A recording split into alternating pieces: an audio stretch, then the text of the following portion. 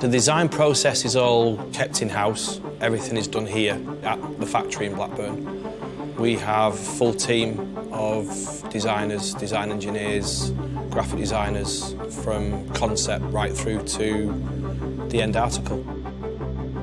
With the new XTX range, we're a lot more edgy, a bit more industrial. We want it to look technical. We didn't want a soft finish. We wanted it to be hard. We wanted to invigorate the brand, make it stand out, which we felt we did.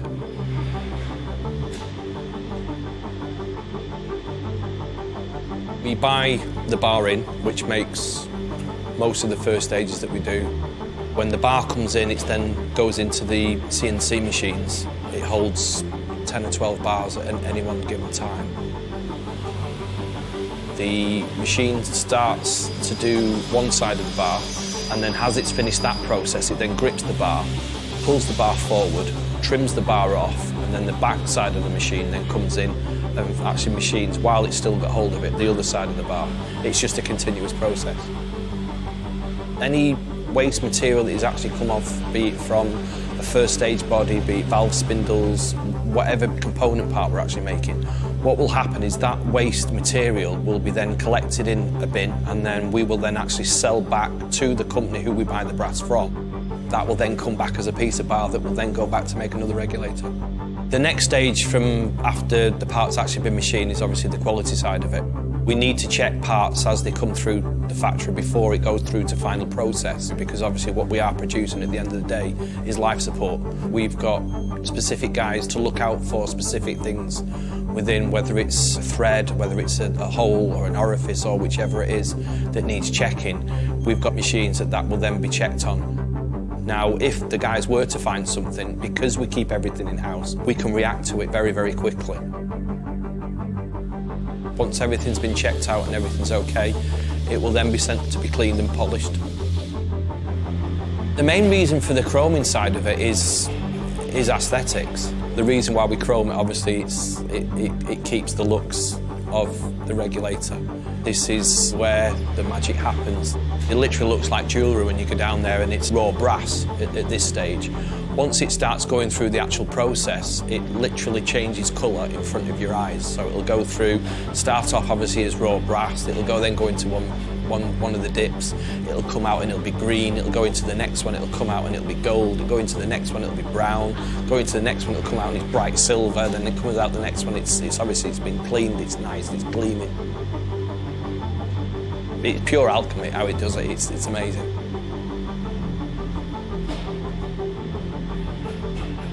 After the chroming process, we then go on to the injection moulding.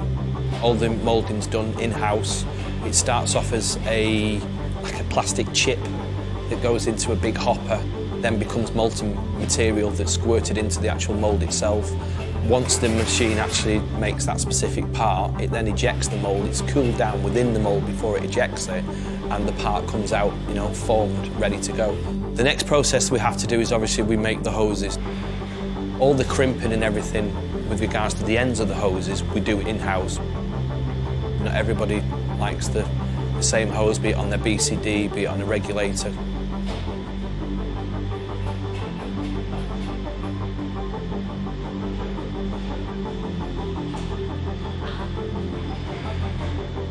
We've now made all the component parts, as we now need to assemble them. It's a little bit more hands-on because it's obviously you're then dealing with the actual plastics side of the component parts. The people that are involved within that side of the business, obviously, again, it's life support equipment that we're making, so there's no second chances. So that each one is actually tested, so we know everyone is set precisely to what we want with regards to the interstage pressure. So everyone will leave the factory identical, exactly the same.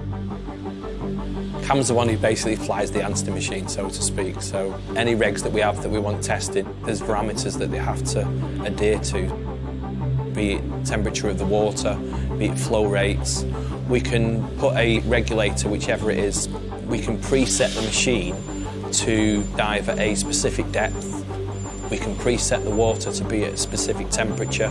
We can set the breathing rate, say of a panic diver or someone's diving at depth, or we can even we can change gas that they're breathing The next thing we have to do is obviously package the regulator up and then ship it out to the dealer or international client that the regs are actually going out to. Each regulator gets its own serial number. The first stage will have a serial number and the second stage will have a serial number. When it is actually put in a specific box, that box will actually have stamped on the outside of it each part that is actually in the box. So we know where each regulator goes. With regards to a customer who goes out and purchases Apeks regulator, I want them to have that full-on excitement. They've got to get it wet.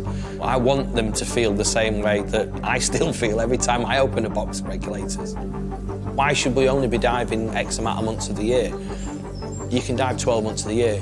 That's what we test them for. We always go above and beyond what we need to do just to make sure that our regulators will perform.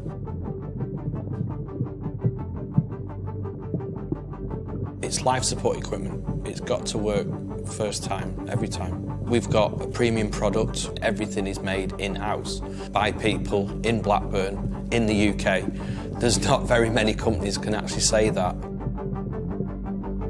We're still always going to be that little kid in the background that wants the fun, wants the adventure.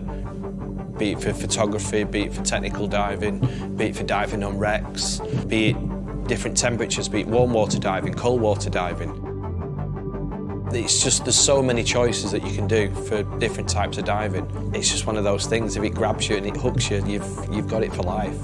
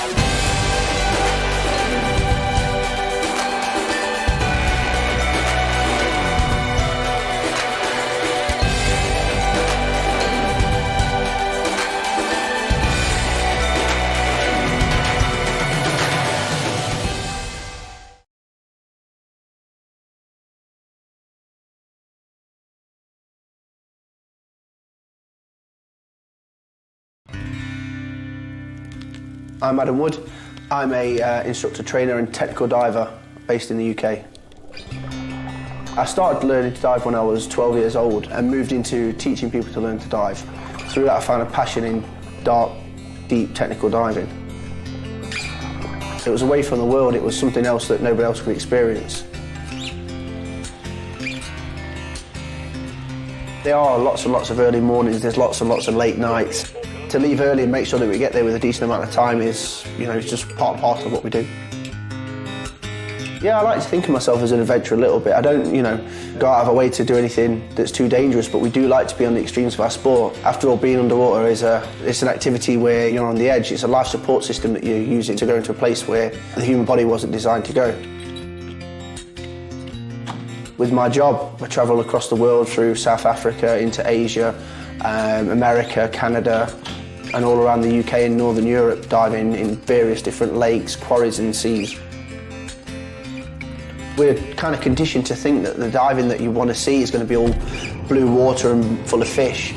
We've got the most amazing diving off the south coast of the UK in Cornwall. Off the north coast we've got incredible wrecks, cold water with lots and lots of coral life, which means that there's some serious diving to be done.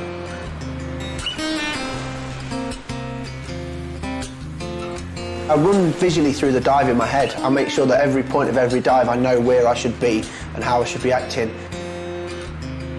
Some of the big dives that we do involve days and days, even months and weeks of preparation in terms of getting the team to the location, flying in support divers, mixing gases, ensuring that all the kit's available and working.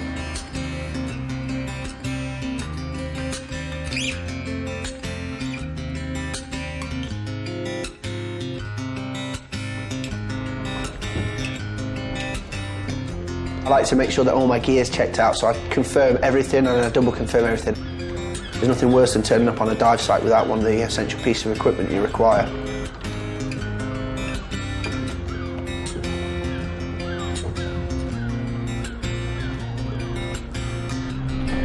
The actual planning and the implementation of all the systems that are going to make the dive safe and enjoyable are what the challenge comes from.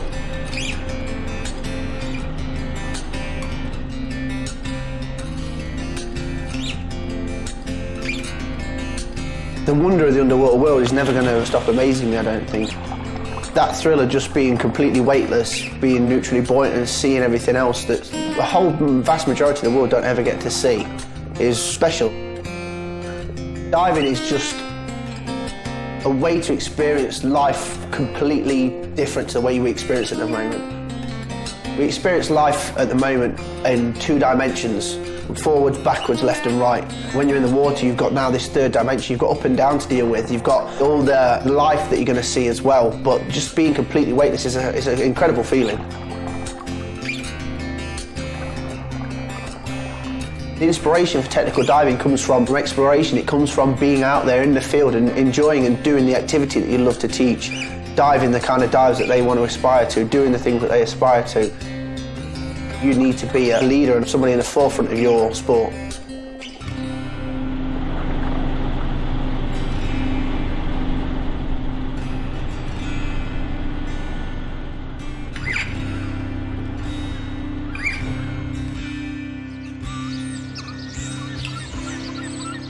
Diving is a whole community in itself. In technical diving, we always dive as a team. We get the team together, we go out, go into a nice pub somewhere, have a nice meal and a few beers and get to know everybody in that location that you dive in. A whole bunch of people that have got the same love for the same sport. It's quite an intense environment. Everybody's really focused on what they're doing. We spend a bit of time, getting away from it.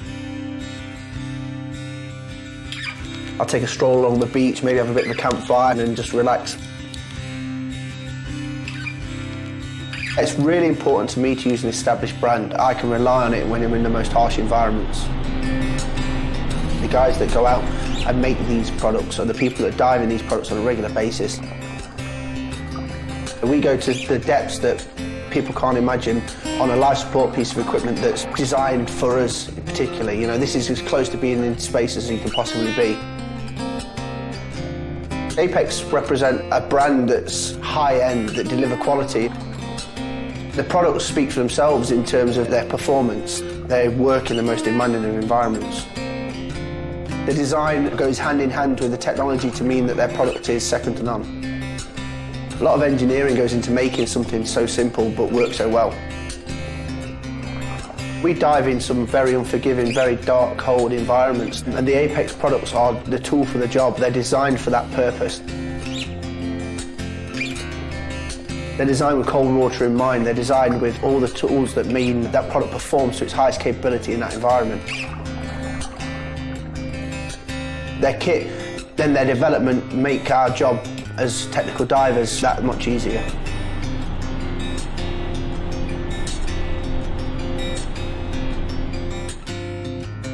I don't know there would be much life after diving, to be honest with you. It's such an enormous chunk of what I do and how I base my lifestyle.